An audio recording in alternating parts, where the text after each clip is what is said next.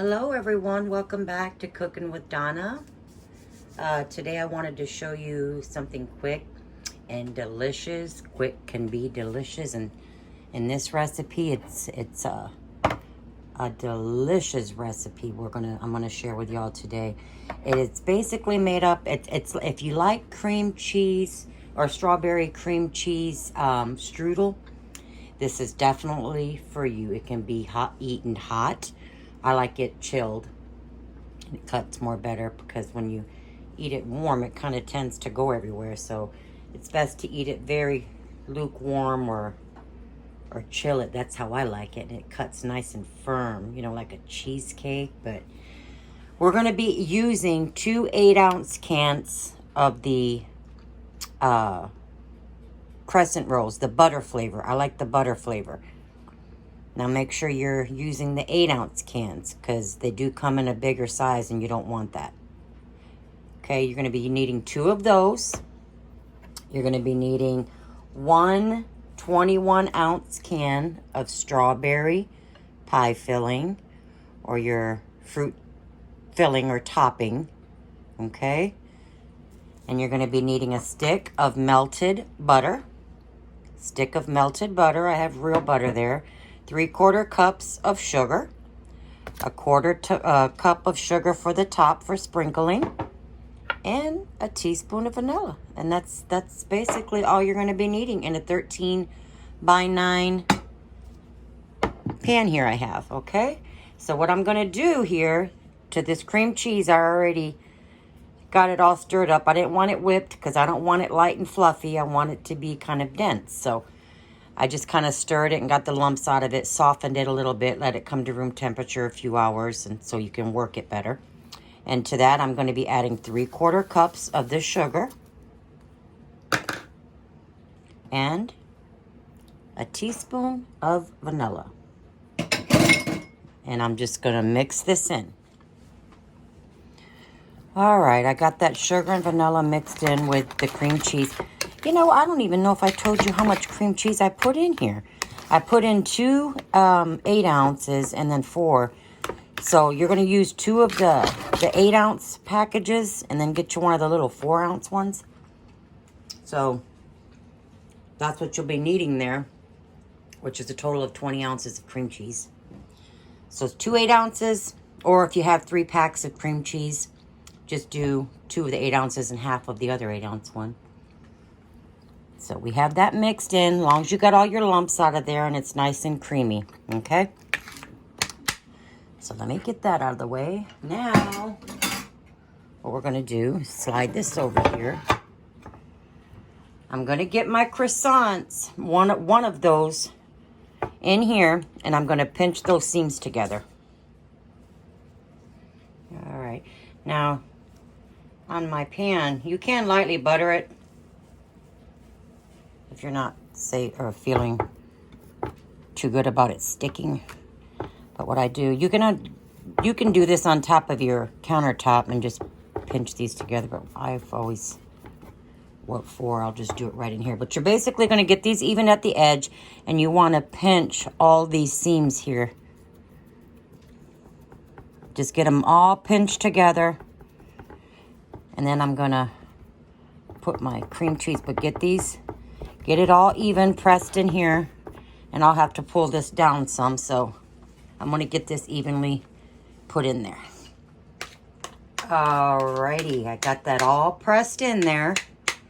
I got all the seams sealed up. And just kind of press it evenly at the edges. Don't worry about bringing it all up on the side. And then I'm just going to pour that cream cheese and sugar and vanilla in here. And I'm going to get this spread out. And then I'm going to place the other can of croissant rolls on this after I get the fruit on top of this. Get all that yum cheese. All right. Okay. Just spread out. Okay. All right. I got my cheese in there. spread out nice and even. You want it even. That way when you cut these after you chill them and cut them into some nice bars, you see the evenness. But if it doesn't bother you, don't bother with it. It just, you know, it just makes it look pretty. Okay, I'm gonna open my can up here. Now, I don't normally add all of this. It's a bit much for me, so I'll just put the rest in the fridge for ice cream. You could put this on top of your pancakes, your French toast, you know. It won't last around here. I'll probably do, probably maybe a little bit more than, maybe a half a can. Just put that off. Nah. Probably 3/4 of a can or so. Maybe I'll end up using it all. I don't know. But I'm going to get this spread out all even. All right. Got my... I ended up using the whole can. I figured, I got thinking, I don't think I'm going to be making any French toast or anything like that. Or maybe we'll have some ice cream, but I thought, I'm going to put it all on there. But if you don't want a whole lot, just don't use it all. You definitely can.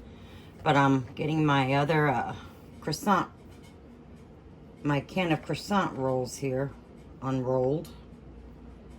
And I'm just going to pinch these seams together here. Well, I can pinch them right on top here. I don't need to do it on the countertop. You're just going to place that on there. And get these seams all pinched together.